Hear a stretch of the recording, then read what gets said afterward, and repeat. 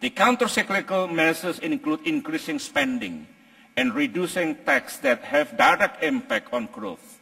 Corporate tax rates have been reduced to 28% this year, compared with 30% in 2008, and will come down to 25% in 2010.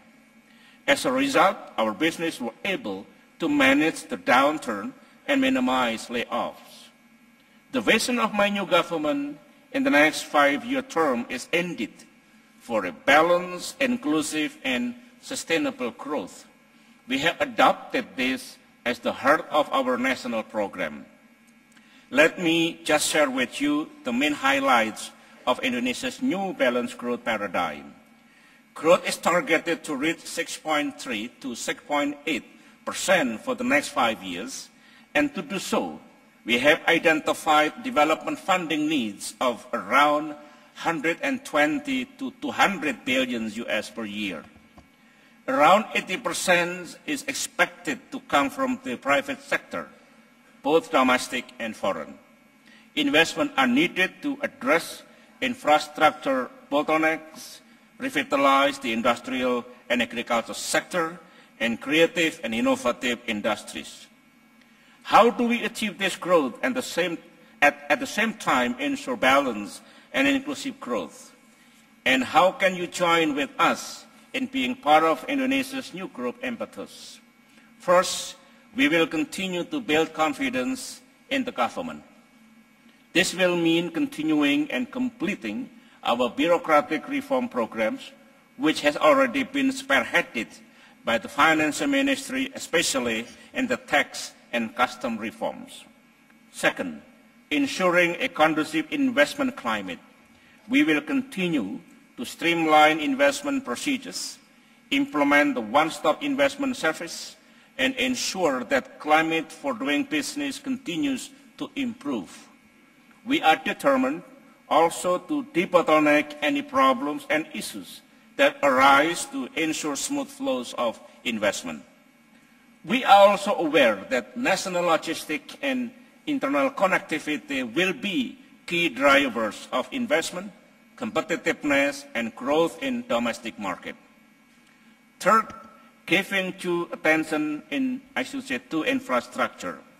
The most immediate short-term need is for power generation.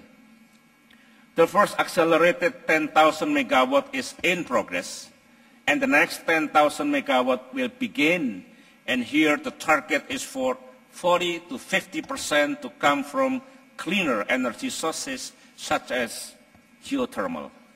At the same time, in line with green growth strategy, the regulation regarding the biofuel mix in fuel and incentive for use of renewable energy will also be completed.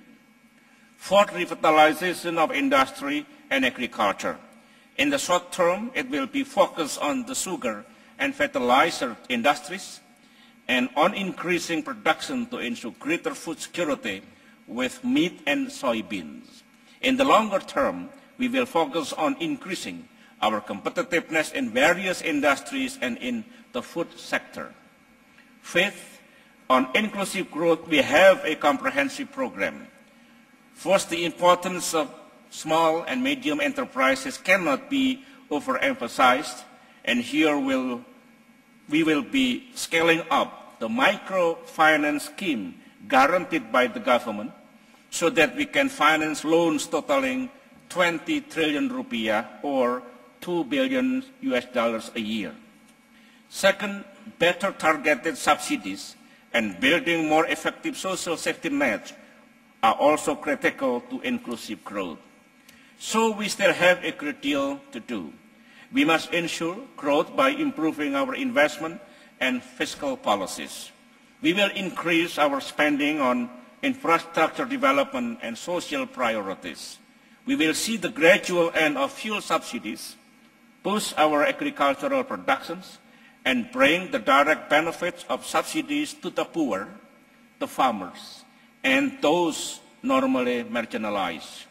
We will increase connectivity and efficiency in logistics and build up our infrastructures, especially our maritime infrastructures. I need not tell you that there are investment opportunities in all these. I am inviting you to take active part in this massive but promising and rewarding endeavor.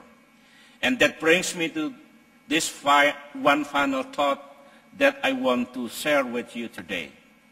To the many economic and financial problems that people have to live with on a daily basis, I do not believe that big government is the answer.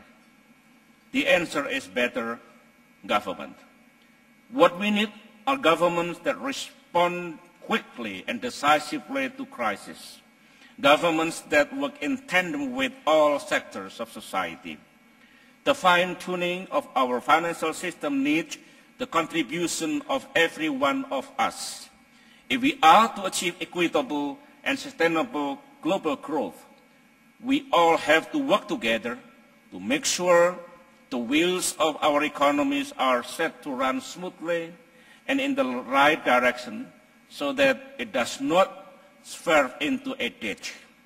Together, let us set the wheel in motion, and together, let us guide it to the right direction so that there will be progress and a better life for us all. I thank you.